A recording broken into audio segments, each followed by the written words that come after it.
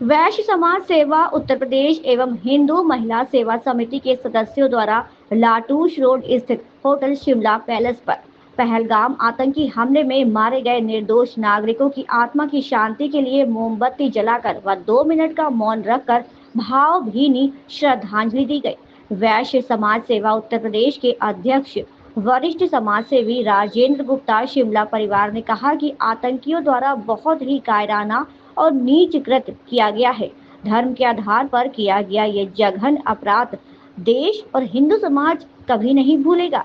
ये देश की संप्रभुता पर हमला है तथा सरकार से ये मांग की है इस घटना के पीछे जो भी लोग शामिल हैं उन्हें कठिन से कठिन। आप लोगों द्वारा यहाँ पर कैंडल मार्च निकाला गया है जो कल परसों घटना हुई है उसको लेकर क्या कहेंगे? मैं सबसे पहले सरकार को ये कहना चाहता हूँ, जो भी ये हमला हुआ है बहुत ही आक्रोशजनक से हुआ है।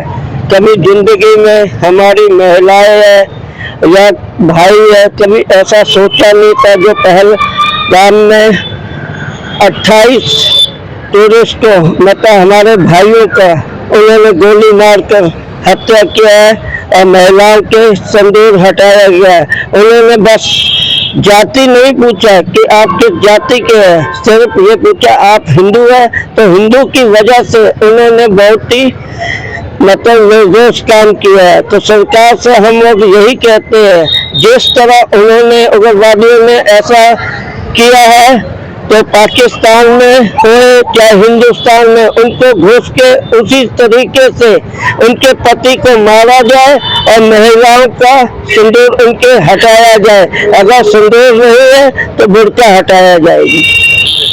भारी संख्या में हिंदू संगठन की महिलाओं द्वारा कैंडल मार्च निकाला गया, आप लोगों को घटना थी, क्या कहेंगे घटना को लेकर?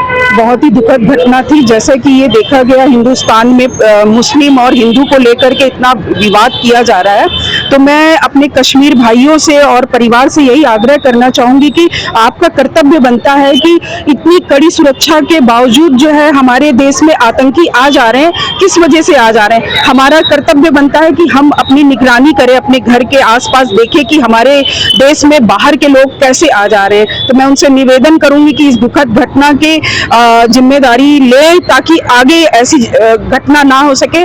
और मैं उन जो आतंकवादी हैं उन सब के लिए मैं यही कहना चाहूंगी कि इस तरीके से कभी भी वो सफल नहीं हो पाएंगे। अब कुछ ना कुछ हम लोगों को कड़ा कदम लेना पड़ेगा, क्योंकि हम हिंदुस्तानी नरम दिल से अभी तक की इस कार्य को कर रहे थे कि चलो भाई हम हिंदू और मुस्लिम सब भाई भाई हैं। तो मैं अपने प्रधानमंत्री से आग्रह करूंगी कि जल्द से जल्द कुछ ना कुछ करके किसी तरीके से बैठक करके हमारे पाकिस्तान को हिंदुस्तान में मिला करके ये रोज रोज के मर्रा की लड़ाई झगड़े को खत्म करें। बहुत बहुत धन्यवाद। जिस तरह की घटनाएं हो रही हैं, आज दिन हिंदू के साथ अत्याचार हो रहा है, क्या कहेंगे इसको लेकर? देखिए, हिंदुस्तान में रह के और हिंदुओं के साथ जो अत्याचार हो रहे हैं ये अच्छी नहीं है और हम लोग हिंदू भाई भाई मिलकर रहते हैं।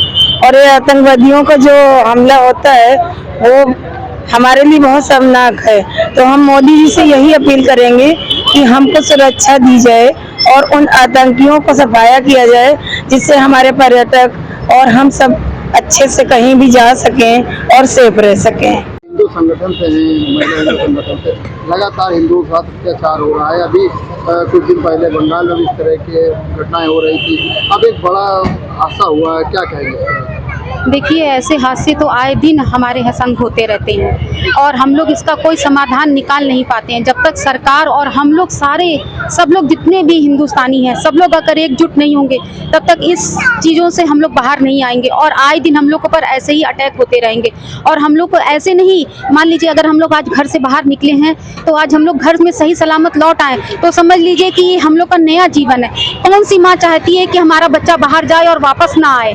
और इस तरह की घटना होगी तो कितनी बड़ी दुखद है, जिसके कुछ दिन पहले 6 दिन 7 दिन पहले शादी हो और उसके संग ऐसा बड़ा अत्याचार हो जाए तो सोचिए उस पत्नी के दिल में, उस माँ के, उस बाप के दिल में क्या बीतती होगी। और ये आतंकवादी बिल्कुल नहीं सोचते हैं कि हम किसी के संग कोई घटना कर रहे हैं तो कल के संग मेरे संग या उनके बच्चों के संग अगर हो सकता है तो ये सब उनके संग भी हो सकता है। ऐसा नहीं है, क्योंकि हम जैसा करते हैं हम वैसा ही पाते हैं।